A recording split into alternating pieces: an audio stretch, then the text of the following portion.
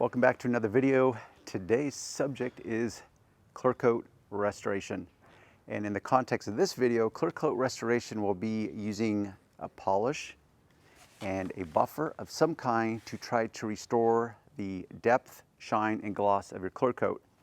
My test model today is a Toyota Hunter. What is this? Tacoma? Tundra. Tundra. 2005, 100 and how many miles on it? 114,000.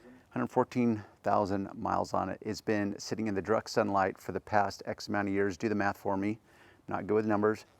Direct sunlight all day long, Southern California sun, which basically means that we have sun 365 days a year. Back end of the tailgate, I've already removed the emblem off of it. Taped it off for two reasons. One, before, after, when I'm done doing it, I've taped off to protect the vinyl from the buffer. I'm using a rotary. Today's model is the Flex. I'm using my favorite polish, the original single product polish. What that means to you and me is that it is one polish to go from heavy defect removal down to a swirl-free finish. Put it right in the center of my pad.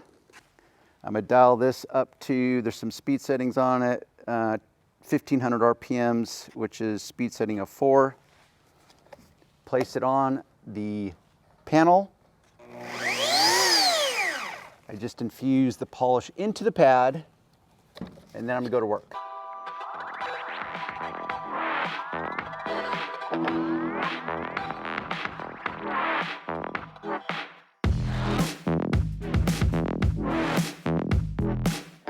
Okay, let's take a microfiber cloth. Always use a microfiber cloth. They are superior to any other cloth that you're gonna find. Wipe it off, and that looks amazing. Now at this point, because I did use a wool cutting pad, this is our wool cutting pad, and I say our because I have some skin in the game with this company, Clearcoat Solutions. This is a pre-washed wool pad. It is the most aggressive type of pad. So based on this color, I really wouldn't have to worry about it at this point. And what I mean by worry is swirl marks or hologramming. So I know I will have introduced, while polishing this back end, some hologramming that can be observable in the right lighting. What I want to do first, before I actually move on to a different type of pad, is finesse this area. So I did tape it off the handle, because plastic, this whole setup, it's not really designed to try to polish plastic. That's not how we restore black plastic trim. Now the great thing with buffers is you can dial them down based on your comfort level, your experience level, so you ultimately remain in control.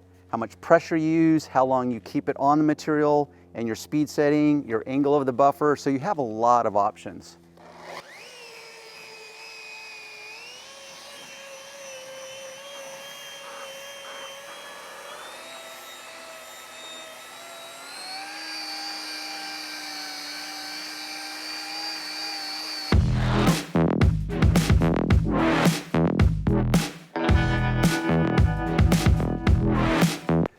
More down here, apply a little bit more to my pad. Once you've kind of seasoned your pad, it's not going to take much polish to finesse these little areas.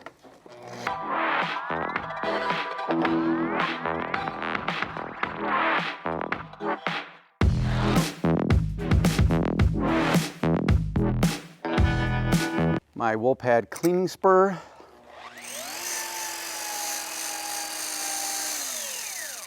That's how I clean my pad, even though this is not a comprehensive video based on buffing techniques by any means. One thing cool about this pad system at Clearcoat Solutions, it's got a dedicated backing plate. This is a 7.5 inch pad. This is the foam pad, and it's got this Hubcentric ring system. So there's this ring that's molded into this pad itself. It fits perfectly with this. Hubcentric would become an official term. So you just place it in there, bam. No more fiddling with trying to center this precisely. I'm good to go. Once again, the rule is you apply a little in the middle, like that. If I want to finesse it, I might apply a little on the side.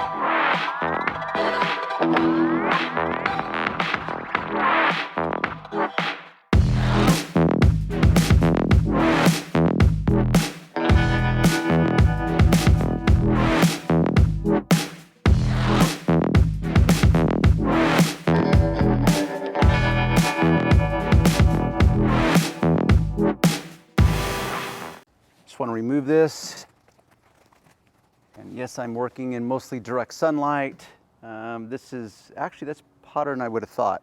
So it's collecting a lot of the sun's radiation, it's heating up the surface, but completely safe with this polish. Do I recommend polishing in the sun? Not unless you have to. You're always going to have a better experience regardless of the polish, even though this is engineered in a way that it's completely safe to polish in direct sunlight. You're always going to have a much better polishing experience on a cool shaded surface. So let's do the big reveal.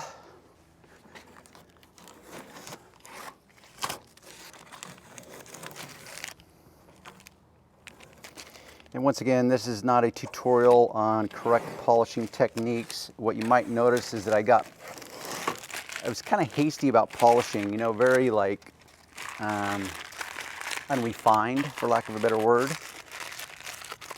Very unprecise in a lot of ways. So if this is black paint, I would have to apply more caution in this moment. So this paint color is very forgiving. The lighter the paint color, the more forgiving it is. I'm really surprised how well this brought up the shine and luster of this panel. What I have now is the CSI Q7 detailer. This is not your normal detailer for a lot of reasons, which I'm not going to elaborate. I'm just going to use it to clean this stuff up and to prepare the surface for wax, whatever you want to go with next. I just love this product because it's so versatile. I can use it both on the inside and outside of my car. I've got plenty of videos. Always check the links below any video. That will take you to my website where you can read more detail on any subject. Let me clean up this back end over here so we can do a closer side by side. Totally safe for plastic, vinyl trim. So let me hover back and forth. Go to the right. You can see my reflection. Go to the left. And right about there, you should be able to pick up the line of demarcation. Before on the left, after on the right. Let's see what else I can capture. How about right up there? See that line? As I hover back and forth, and I'm looking right above the tailgate handle. That absolute line of demarcation on the first side versus the after side. But wait, there's more, folks, because now I want to take you to this fender well. Heavily oxidized, which is not really the proper term when it comes to Clearcoat. Faded, degraded area where we have complete burnout. It's not truly peeling, but we have probably an area here that hasn't been exposed to the sunlight the entire time as much as directly here. I just want to see what is possible. What if? I've taped it off for protection. There's a little tiny rubber gasket here. Anyhow.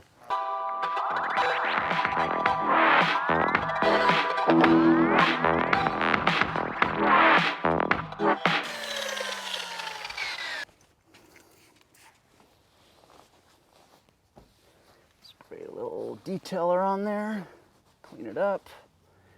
And it's pretty much what I suspected. It kind of evened out the feel, the texture, but there's definitely some Clearcoat burnout that is beyond repair, beyond restoration.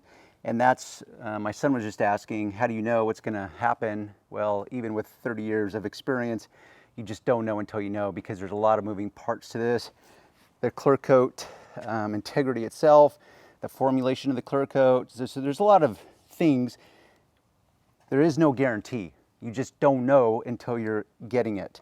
But I just want to use this to highlight an example of what is possible and what is not. I don't care with what polish, what machine, what pad, how much pressure, how much speed, I'm not going to be able to bring this and repair something that's beyond repairable.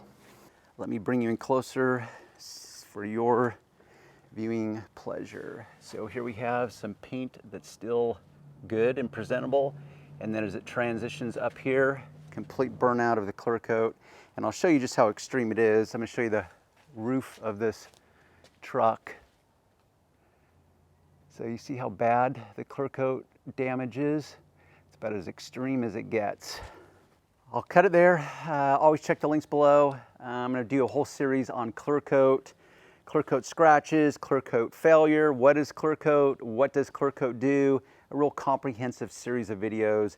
I just want to grab this moment and bring you in live, kind of, and see what's possible. And maybe motivate some of you to get off the fence and deal with your own car that's aging and you would like it to age less or look better than it currently does. And this is one of those many ways. Until the next video, we will see you then.